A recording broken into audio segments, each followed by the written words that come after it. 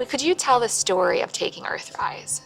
We had, I think they gave me a little bit of photography training. I had a camera I took home, a Hasselblad, took a few pictures, but, didn't even have a light meter on our flight. Oh, I know Apollo 8 astronaut Bill Anders was 90 when he gave this interview, but over the years he has persisted with this story about not having any photography training or a light meter. So I grabbed a camera, and even though there had been no instructions, no plan, no light meters or anything, and I was shooting right, left, one thing that I don't think we had a light meter. The NASA had calculated what the reflected light would be depending on our longitude, which depend on our time. The truth, however, is that most of the training for Apollo 8 was in orbital science observations and photography, which in Lovell and Anders' case involved sessions dealing with photographic details such as what camera, what lens, what settings and film to use under different lunar lighting conditions. At the same time that I'm doing the navigation, Bill, and I think he'll cover this, will be taking photography of certain areas. Bill, you want to continue? We have several passes scheduled for strip photography of the lunar surface in order to get a better idea of some of the portions of the moon which the orbiter didn't cover too well. We'll also be doing photographs of the landing site for sites that are available depending on what day we go, the ones that Jim is tracking on. And we'll be doing some dark side photography with some high-speed film. And we have a roughly 1,200 exposures available to us, which we'll be using for targets of opportunity of various kinds. As for not having a light meter, this is the spot meter developed by Minolta for NASA and first used on Apollo 8. According to NASA, it's a light meter that provides accurate exposure information. Here Anders is taking a 16mm movie of Borman tossing the spot meter around like it's a cheap toy. There's nothing in the lens you can burn out. The camera still seems to be working. We can give you a lumens reading of the Earth right now if you'd like. And in this live TV broadcast from Apollo 8, Anders can be seen looking through the spot meter before handing it to Borman to take a light reading of the Earth. Okay, I just got a reading on the Earth, Houston. It's 320. So even though NASA computed the f-stop for specific targets during the mission, the idea that Anders was ill-informed or ill-equipped to capture photos of the Earth is not true. We had no training on taking a picture of the Earth. We were supposed to be taking pictures of the lunar surface.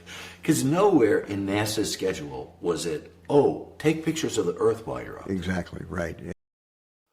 Apart from 14 photos where the Earth can be seen over the lunar horizon, more than 150 of the other 850 photos captured during the mission are of the Earth from various distances all the way to the moon and back. Because nowhere in NASA's schedule was it, take pictures of the Earth while you're up. Exactly, right. We had Hasselblad 70mm cameras with a magazine that held 200 exposures of thin-based film. Looking back at the Earth, I'm thinking, man, that's pretty. I wonder what the right f-stop would be. Well, I always took 3 or 4.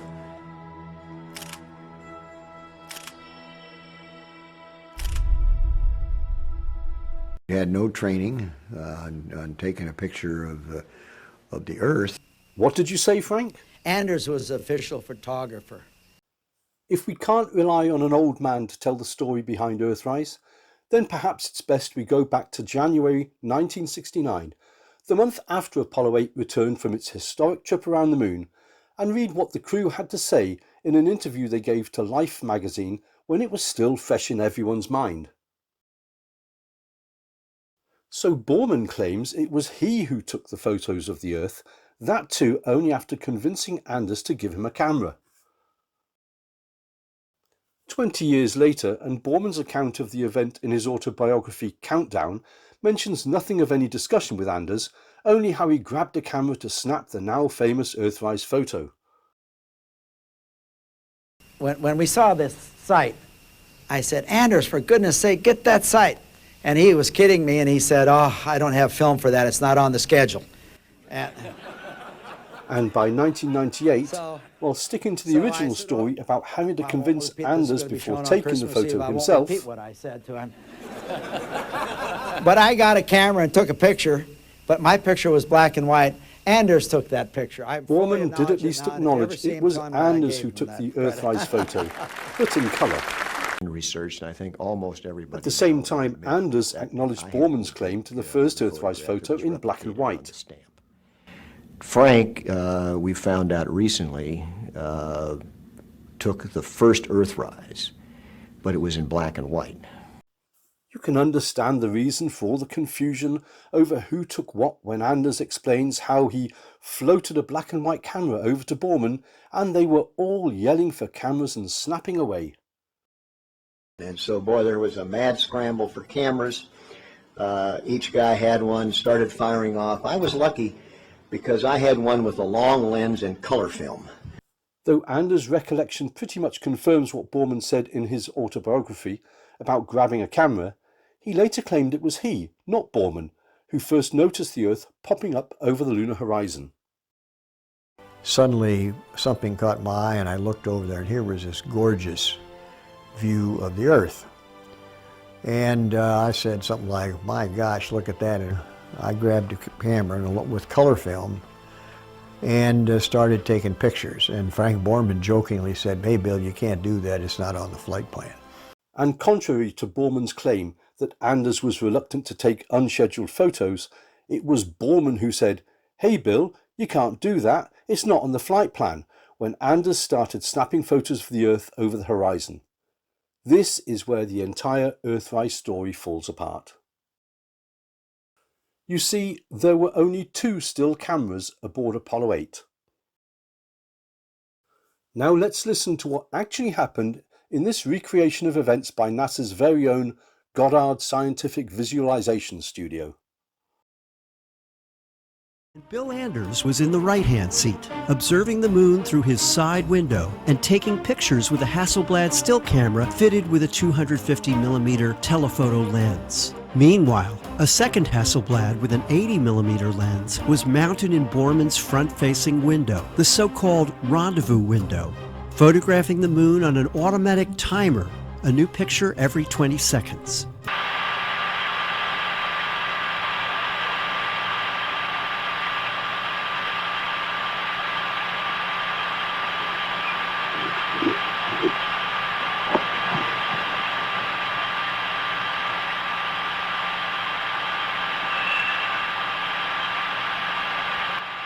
Oh my God, look at that picture over there. There's the Earth coming up. Wow, is that pretty. Hey, don't take that, it's not scheduled.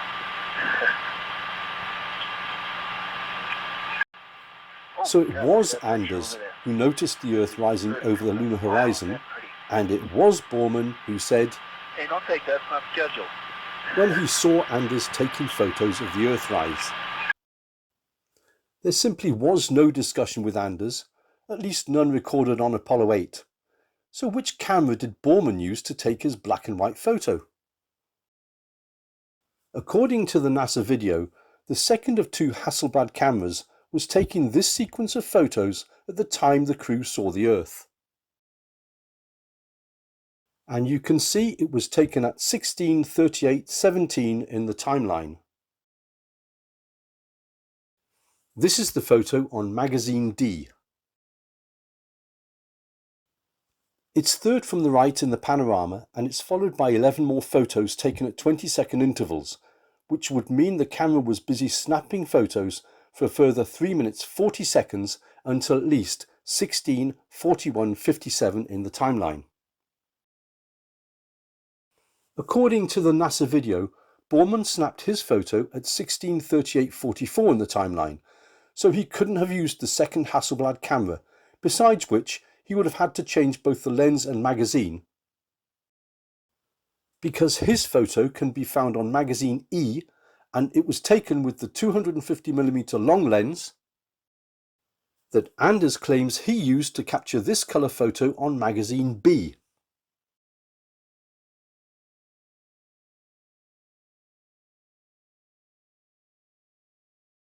So was the first Hasselblad camera used to capture both black and white and colour Earthrise photos? And I was shooting right, left, and Anders claimed he was clicking here and there when he noticed the Earth. Not that either Borman or Anders mentioned it, but if Borman had grabbed Anders' camera to take a photo, it stands to reason the last photo Anders took must be the one immediately prior to Borman's on magazine E. That would be frame 2328, captured at latitude 17 south, longitude 140 east, when the sun was at 57 degrees. We know that the second camera was automatically taking sequential shots on magazine D, and looking at the frame index for that magazine, when the command module was at 140 east, it was at 14 south, and it never went farther south than that, and the sun angle was at 66 degrees. So the only way the same camera could have been used to take both Earthrise photos is if Anders and Borman are lying about what happened. Anders also claims to have taken multiple shots of the Earth. so I just took the f-stop and just took a shot, moved it, took a shot, moved it, and I just kept snapping and turning the f-stop. I grabbed a camera, pointed it at the Earth, and put a long lens on the camera after the first couple of shots, and got color film and started clicking away by changing the f-stop. Anders can only be referring to these 14 shots of Earthrise on magazine B because there are no other coloured photos of Earthrise, and there's only the one black and white photo that Borman claimed, so Anders is lying about everyone grabbing a camera and snapping away, including himself. You see, apart from the first two photos, the others were not only taken with an 80mm lens, they were taken at a completely different time. This photo was the first to be taken with the 80mm lens. That's why the Earth appears smaller. And here, the first Earthrise photo taken with the 250mm lens has been scaled down and overlaid to match the size of the Earth. As you can see, the Earth has rotated around 30 degrees, which is around 2 hours later, the time it would take for the spacecraft to orbit the Moon. Anders sounds like a man trying to convince himself how it happened. Put a long lens on the camera. I had fought to have a long lens and color film. I didn't have a light meter, just banged off a dozen or so pictures, changing the f-stop each click. Contrary to what he claims, he did in fact have a light meter. And all the f-stops on the photos are the same.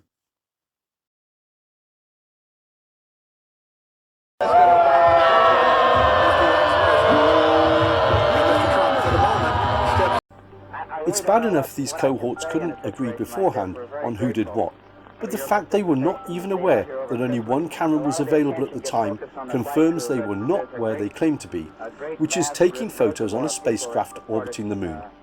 As with any fabricated story, it all starts to unravel once the facts come to light, which is why they had to come to a consensus to explain something that never happened. Well, I've asked Borman and Lovell this question, I'll ask you too. There's a famous photograph, the Earthrise photograph. Mm-hmm. Now, who took that photograph? Well, that has been researched, and I think almost everybody now will admit that I happened to take the photograph that was replicated on the stamp.